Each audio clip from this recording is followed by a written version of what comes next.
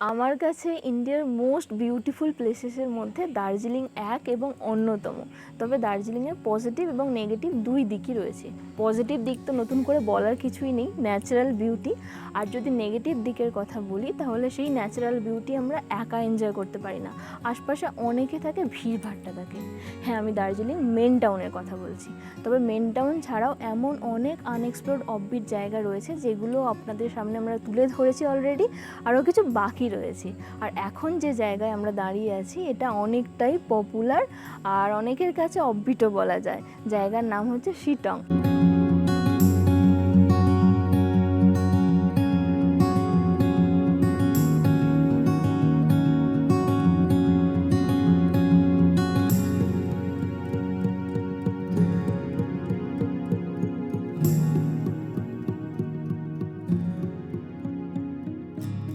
Good morning.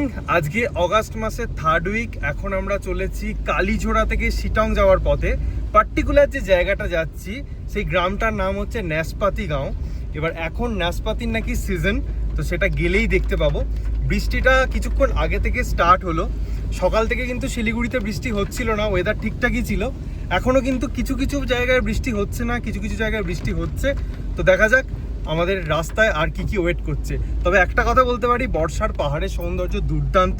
চারদিকের গাছপালা দেখুন পুরো সবুজ হয়ে আছে, আর ধুলো বালি পলিউশন কোথাও কিছু নেই।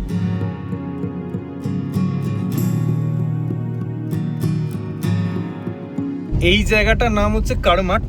যেটা শুনলাম এই জায়গাটা কিন্তু একটু ল্যান্ডস্লাইড প্রবণ এলাকা, হয়ে হচ্ছে অলরেডি, কয়েক বছর আগেও হয়েছিল। কিছুটাই জাস্ট খারাপ রাস্তা ছিল, তারপরে কিন্তু আবার ভালো পিচের রাস্তা। আমরা কিন্তু আজকে লাটপাঞ্চার হয়ে শিটং যাব। যেটা লোকাল মানুষদের মুখে শুনলাম, এই জঙ্গলে নাকি হর্নবিল পাখি দেখতে পাওয়া যায় সেপ্টেম্বর, অক্টোবর, নভেম্বর এই মাসগুলোতে পার্টিকুলারলি, এবং জুলাই মাস পর্যন্তও কিন্তু দেখা যায়। তো যারা বার্ড ওয়াচিং করতে পছন্দ করেন তারা হয়তো এই রাস্তায় পেয়ে গেলেও যেতে পারেন, যদি লাক ভালো থাকে। এখন তো অগাস্ট মাস, পাওয়ার কোনো চান্স নেই।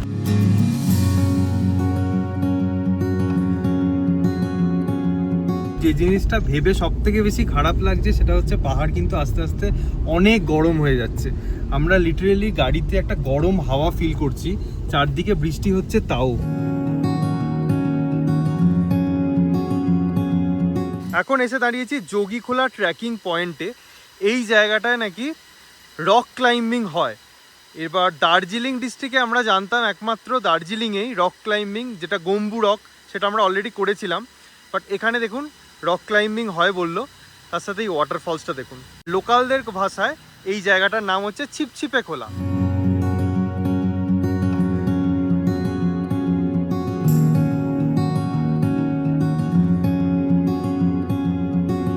মিষ্টি ঠান্ডা, তো ওখান দিয়ে ঝাম মেরে দাও, একটু ঝাম মারো না, ওখান দিয়ে গড়িয়ে গড়িয়ে এসো, ভালো লাগবে। হালকা গরম আছে, দেখেছো, এই জন্য বলি সাবধানে। এবার আমরা এন্টার করছি লাটপাঞ্চার। Welcome to Latpanchar Sittong.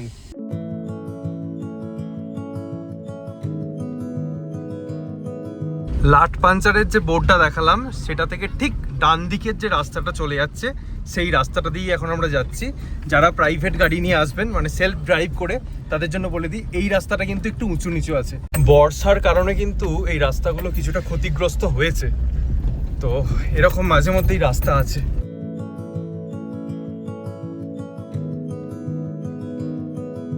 এই রাস্তাটার একদিকে পুরোটাই কিন্তু সিনকোনা গাছে ভর্তি।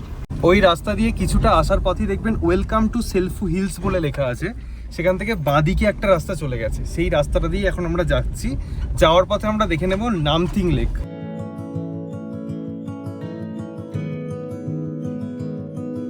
এই হচ্ছে নামথিং লেক। এই মুহূর্তে লেকটা বন্ধ আছে, মানে লেকের কাছে যাওয়া যাবে না, এখানে মেন গেটটা বন্ধ আছে। আর এখানে হনুমানজির একটা বড় মূর্তি আছে। ওয়েদার বেশ ঠান্ডা, বেশ মনোরম। আমাদের অনেকটাই লেট হয়ে গেছে, এখন প্রায় 1:45 বাজে। আর অদ্ভুতভাবে লেকের ওপর দিয়ে মেঘের খেলাগুলো দেখুন, অসাধারণ লাগছে। মূর্তির পাশ দিয়ে এখানে একটা পাইন বনের জঙ্গলে যাওয়ার রাস্তা আছে। তো এই জায়গাটা কিন্তু ছবি তোলা বা রিলস বানানোর ক্ষেত্রে ভীষণ ভালো। সোশ্যাল মিডিয়া ইনফ্লুয়েন্সারদের কথা বলছি। তো আমাদের একটু লেট হয়ে যাচ্ছে, তাই আমরা বেশি ভেতরে যাব না। আর এই লেকে কিন্তু মাঝে মধ্যে স্যালামান্ডার দেখতে পাওয়া যায়।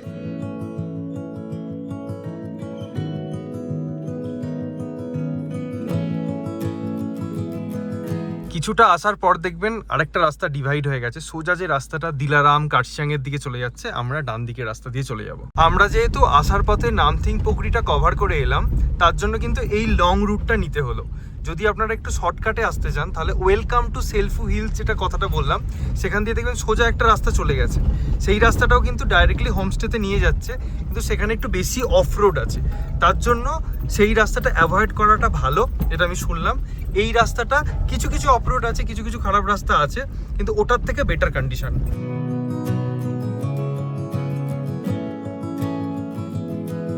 ফাইনালি আমরা পৌঁছে গেছি আজকে আমাদের হোমস্টেতে, একদম রাস্তার ওপরেই। তো একটু ফ্রেশ হয়ে নিই, তারপরে পুরোটা আপনাদেরকে ঘুরিয়ে দেখাচ্ছি।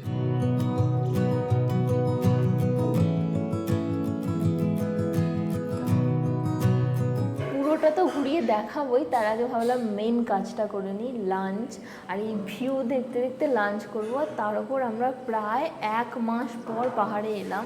বর্ষার কারণে আমরা বাড়িতে প্রায় বন্দি হয়েছিলাম, তো আমার অনেক দিন পর এসে অনেকটাই এক্সাইটেড লাগছে আর দারুণ লাগছে। তো আমাদের টেবিল ভর্তি লাঞ্চ সার্ভ করে দেওয়া হয়েছে, চলুন দেখে নেওয়া যাক কী কী আছে। আমি প্রথমেই বলবো এই প্লেটটার কথা, আমার খুব ভালো লেগেছে এই ডিজাইনটা। প্রথমেই রয়েছে লঙ্কা, পেঁয়াজ, লেবু, তার সাথে রয়েছে ঘন মসুর ডাল, এটা রয়েছে একটা পটলের সবজি, দেখতে খুবই লোভনীয় লাগছে, তার সাথে গোর্খা সালাড, এটা লোকাল একটা শাক, সিমরাই শাক, তার সাথে রয়েছে চিকেন কষা, ওটা তো আরও লোভনীয় দেখতে, এটা হচ্ছে পাঁপড়, আর তার সাথে আমার ফেভারিট এটা হচ্ছে chilli potato, dry chilli potato, তার সাথে তো ভাত রয়েছে।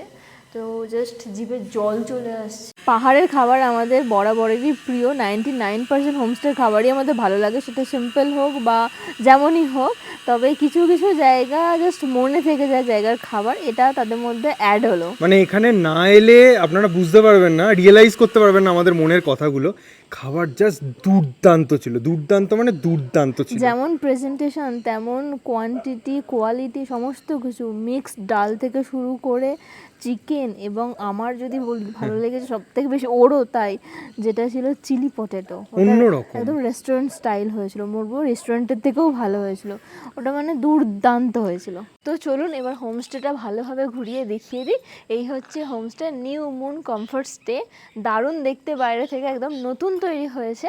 আর এটার ল্যান্ডমার্ক যদি বলি, এদিকে যে দেখতে পাচ্ছেন নেটের মতন কিছু দিয়ে গাছগুলোকে ঢাকা রয়েছে, এটা হচ্ছে সেরিকালচার। শিটংয়ের মধ্যে একমাত্র এটাই একটা জায়গা যেখানে সিল্ক ওয়ার্ম চাষ করা হয়, এটা একটা বেশ দেখে ভালো লাগলো, এটাই ল্যান্ডমার্ক। আর তার সাথে যারা প্রাইভেট গাড়ি নিয়ে আসবেন তারা কিন্তু এই রাস্তার পাশাপাশি পার্ক করতে পারেন, এইটাই পার্কিং এরিয়া। আর এই হচ্ছে মেন গেট। এই জায়গাটা এলেই মনটা খুশি হয়ে যাবে, বসার জায়গা রয়েছে, তার সাথে ওইদিকে বুক শেলফ রয়েছে, অনেক রকম বই দেখতে পাচ্ছি, তার সাথে চারিদিকটাই কিন্তু গ্লাস ফিনিশ, একদম ওপেন ভিউটা পাওয়া যাচ্ছে। এখানে একটা মিউজিক সিস্টেমের ব্যবস্থাও আছে। সেকেন্ডলি এখানে একটা স্টেজ মতো করা আছে, পোডিয়াম বলতে পারেন, এখানে বসে কেউ গিটারে গান বাজনা এই সমস্তও কিন্তু করা যেতে পারে। আর এই দিক থেকে পুরো কাঞ্চনজঙ্ঘার রেঞ্জটা দেখা যায়, এবং এই প্রপার্টির প্রত্যেকটা জায়গা থেকে কাঞ্চনজঙ্ঘা দেখা যায়, শুধুমাত্র 2টো রুম বাদ দিয়ে।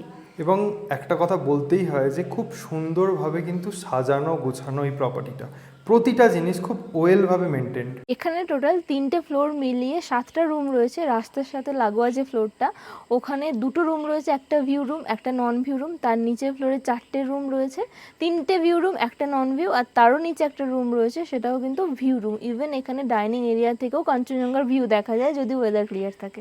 এই জায়গাটা হচ্ছে কালিম্পং, তার উপরে লাভা। এখানে ফুল কাঞ্চনজঙ্ঘার রেঞ্জটা আপনারা কিন্তু একদম সিজনে পেয়ে যাবেন। 180 ডিগ্রি মাউন্টেন ভিউ আছে, তার মধ্যে কিছু কিছু গ্রাম দেখতে পাওয়া যায়, যেমন তাগদা, তিনচুলে, চটকপুর, মংপু, এই সমস্ত কিছু। তার সাথে দেখুন এখানে একটা নদী দেখতে পাওয়া যাচ্ছে, এটা হচ্ছে যোগীঘাট। যোগীঘাট ব্রিজ আপনারা অনেকেই নাম শুনেছেন শিটংয়ের। তো ফুল ভিউ কিন্তু আপনারা এই হোমস্টে থেকে পেয়ে যাবেন। তবে এই ভিউ দেখার জন্য ব্যালকনিতেই যেতে হবে তার কোনো মানে নেই, এই বসার জায়গা বা যে কোনো রুম থেকেও এই রকম ভিউ পেয়ে যাবেন। তো চলুন একে একে এবার রুমগুলো দেখিয়ে দিই। মেন গেটের সাথে লাগোয়া যে ফ্লোরটা, এখানে সুন্দর একটা ব্যালকনি আছে, আর ঢুকেই এইটা হচ্ছে নন ভিউ রুম এবং ওদিকে আছে ভিউ রুম। চলুন নন ভিউ রুমটা আপনাদেরকে একবার দেখিয়ে দিই। রুমের সাইজ কিন্তু বেশ বড়। এখানে একটা ডাবল সাইজ বেড আছে এবং এখানে একটা সিঙ্গেল বেড আছে, অর্থাৎ 2 থেকে 3 জনের অ্যাকোমোডেশন। এখানে মিরর এবং তার সাথে আছে অ্যাটাচড ওয়াশরুম, আর এদিকে একটা টেবিল চেয়ার আছে। আর এখানে জানলা থেকে ঠিক রাস্তার যে ভিউটা, সেই ভিউটা আপনারা পেয়ে যাবেন। আর এই হচ্ছে ওয়াশরুমটা একবার দেখিয়ে দিই।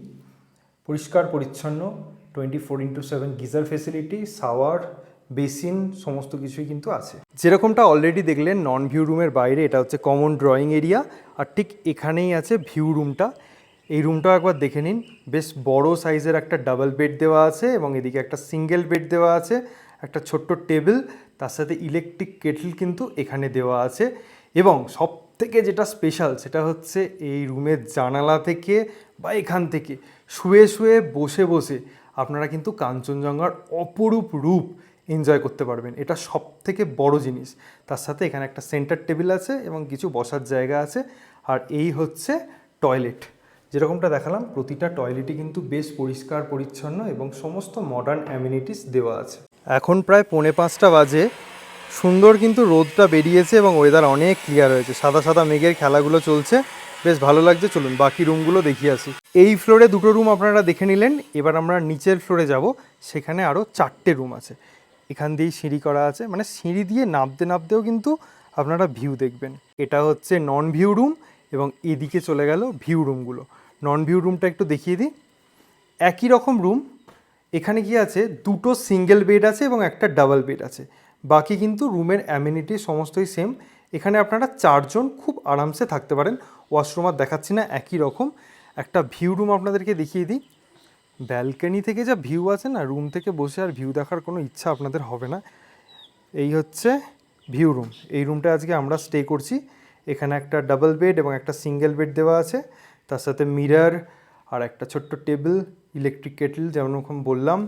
আর এই হচ্ছে সেন্টার টেবিল। এই প্রতিটা রুম থেকেই না আপনারা একদম ক্লিয়ার ওয়েদারে ঝকঝকে কাঞ্চনজঙ্ঘার ভিউ শুয়ে বসে পেয়ে যাবেন। এই ফ্লোরে যেটা সবথেকে বেশি অ্যাট্রাকটিভ লেগেছে সেটা হচ্ছে এই সিটিং এরিয়াটা। এটা কিন্তু আমাদের দুজনেরই বেশ পছন্দ হয়েছে। মানে এখানে বসে আপনারা চা খান, গল্প করুন, আড্ডা দিন, সন্ধেবেলা একটা আসর বসান এবং তার সাথে নাইট ভিউ দেখতে দেখতে আর কাঞ্চনজঙ্ঘা দেখতে দেখতে তো দারুণ একটা সময় কাটবে। আর ঠিক এর অপোজিটেই আরও 2টো রুম আছে। এই একটা রুম, জাস্ট ওপর থেকে দেখিয়ে দিচ্ছি, মোটামুটি একটা আইডিয়া আশা করি এতক্ষণে হয়েই গেছে যে কীরকম রুমের কোয়ালিটি বা তার সাথে কী কী অ্যামিনিটিস পাওয়া যায়। আর এই রুমটা সব থেকে বড় রুম। এখানে দেখুন একটা সিঙ্গেল বেড দেখতে পাচ্ছেন, এদিকে একটা ডাবল বেড দেখতে পাচ্ছেন, এদিকে একটা ডবল বেড। যারা বড় ফ্যামিলি বা গ্রুপে আসতে চাইছেন তাদের জন্য কিন্তু এই রুমটা পারফেক্ট। এবার এই রুম থেকেও কিন্তু আপনারা কাঞ্চনজঙ্ঘা দেখতে পাবেন। আর বলে দিই এখানে একটা জানালা আছে, জানালা থেকে সেরকম ভিউ নেই, এই যে। তো এই রুমটা বড় ফ্যামিলি বা গ্রুপের জন্য আইডিয়াল একটা রুম। একটা বড় টেবিলও দেওয়া আছে। এখন ঘড়িতে প্রায় 5টা বাজতে যায়। কি রোদ ঝলমলে ওয়েদার দেখুন। মানে এরকম যে ওয়েদার হয়ে যাবে সত্যি আশা করে আসিনি। যেরকমভাবে ঝিমঝিম করে বৃষ্টি হচ্ছিল, তারপরে এরকম ওয়েদার পেয়ে সত্যিই খুশি। তাহলে ভাবুন সিজনে আপনারা এলে কতটা খুশি হবেন। তো এই ফ্লোরের রুমগুলো হয়ে গেল। এবার চলুন নিচে ডাইনিং এরিয়াটা এবং একটা রুম বাকি আছে সেটাও একটু দেখিয়ে দিই। একদম সিঁড়ি দিয়ে নেমে এসেই কিন্তু এই জায়গাটা হচ্ছে ডাইনিং এরিয়া। বেশ অনেকগুলো টেবিল চেয়ার পাতা আছে, একসাথে আপনারা অনেকজন মিলে বসে খেতে পারবেন। আর তার সাথে এখান দিয়েও কিন্তু আপনারা ফুল কাঞ্চনজঙ্ঘার ভিউ পাওয়া যাবে। আর ডাইনিং এরিয়ার ঠিক বাইরেটাই আছে একটা বড় ওপেন এরিয়া, মানে যাদের ছোট বাচ্চা আছে, যারা একটু হাঁটতে চলতে খেলতে ভালোবাসে, তারা কিন্তু এখানে দৌড়াতে পারবে, এতটাই কিন্তু ওপেন জায়গা আছে। আর যেরকমটা বললাম নিচে একটা রুম আছে, এটা স্টোর রুম। আর যারা ড্রাইভার নিয়ে আসবেন তাদের জন্য কিন্তু এখানে ড্রাইভার্স রুমও আছে। আর এই হচ্ছে বিশাল বড় বনফায়ার করার জায়গা এবং এই রুম থেকেও কিন্তু একদম সামনে আপনারা কাঞ্চনজঙ্ঘার ফুল রেঞ্জ পেয়ে যাবেন।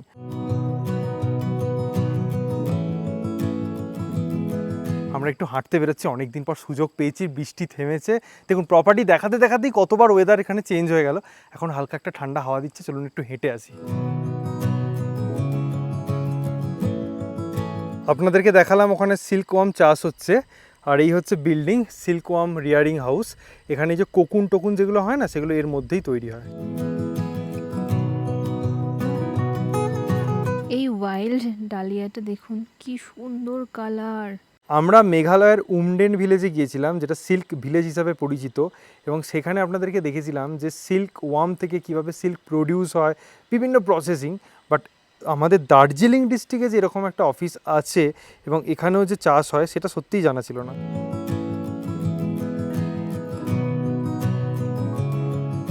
ভর্তি ওপরে সিল্ক ওয়ার্ম, দেখুন ঝাঁক বেঁধে রয়েছে। আমরা কিন্তু মেঘালয়ের সিল্ক ভিলেজে গিয়ে ডাইরেক্টলি দেখতে পাইনি, ফটোতে দেখেছিলাম।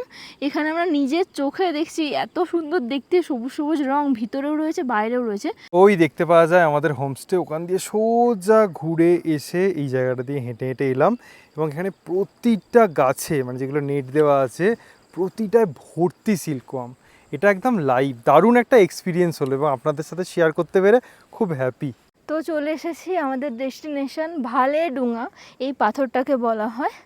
তো এখান থেকে পুরো গ্রামটার ভিউ পাওয়া যাচ্ছে এবং চারিদিকের মাউন্টেন ভিউ পাওয়া যাচ্ছে, 360 ডিগ্রি ভিউ এখান থেকে এনজয় করতে পারবেন আপনারা।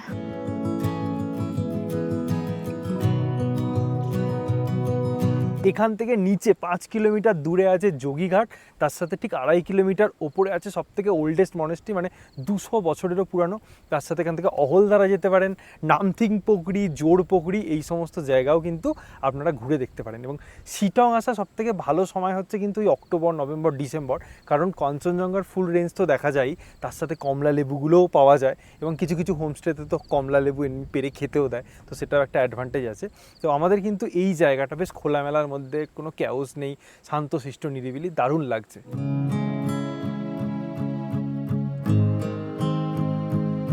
পাখিগুলো না লুকিয়ে লুকিয়ে বসে আছে, না এই দেখা যে যাচ্ছে, দেখা যাচ্ছে, খালি চোখে দেখা যাচ্ছে। এই যে এই যে এই যে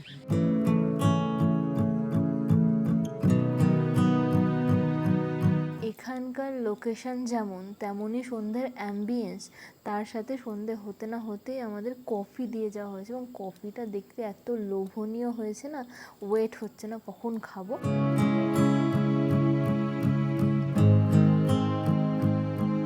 এই বর্ষাকালেও যে এত ভালো নাইট ভিউ পাবো ভাবিনি। পুরো এই দিক থেকে শুরু করে এই দিক 180 ডিগ্রি জুড়ে নাইট ভিউ দেখা যাচ্ছে।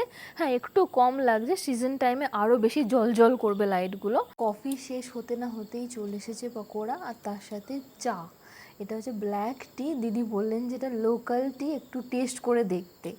তো আমরা একটু টেস্ট করে দেখি, তারপর আপনাদেরকে বলছি কেমন। তুমি তো আবার টি টেস্টার, তুমি এত চা কিছুই বুঝি না। বোঝো।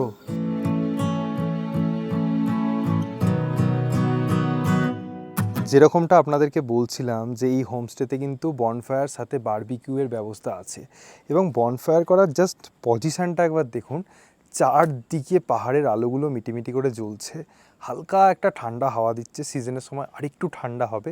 সেই ঠান্ডার সময় এই বনফায়ারের আরাম জাস্ট কিছুর সাথে তুলনা করা যায় না, আপনারা সকলেই জানেন।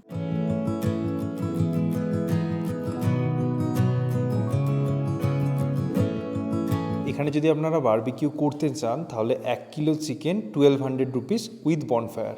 আজকে আপনাদেরকে আস্তে আস্তে বলছিলাম যে এখানে হর্নবিল পাখি দেখতে পাওয়া যায় ওই জঙ্গলটায়। দেখুন দাদার ফোনে একটা ছবি দেখলাম, সন্ধ্যে থেকে আমরা দাদা দিদির সাথে গল্প করছিলাম, অনেক কথা জানলাম, এবং যেরকম একটা ডিলাক্স কোয়ালিটির রুম এখানে, ঠিক তেমনই কিন্তু এখানে খাওয়া দাওয়া, তেমনই কিন্তু আতিথেয়তা, মানে সব মিলিয়ে এই হোমস্টেটা একদম জমজমাট একটা হোমস্টে। পেটে খুব একটা খিদে নেই, এখন আমরা ডিনার করতে চলে এসেছি, দেখি ডিনারে আমাদের জন্য আবার কী কী খাবার ওয়েট করছে। এখানে রুটি এবং রাইস দুটোই পেয়ে যাবেন, তার সাথে 2 রকম সবজি দেওয়া হয়েছে, স্কোয়াশের সবজি, তার সাথে ভেন্ডির সবজি, এগ কারি দেওয়া হয়েছে, তার সাথে ডাল আছে, আর পেঁয়াজ লঙ্কা এসব আছে, একদম সিম্পল ডিনার। অনেক দিন পর পাহাড়ে আসার অনুভূতিটাই আলাদা, তার উপর এই জায়গা থেকে এই নাইট ভিউটা জাস্ট অপূর্ব লাগছে।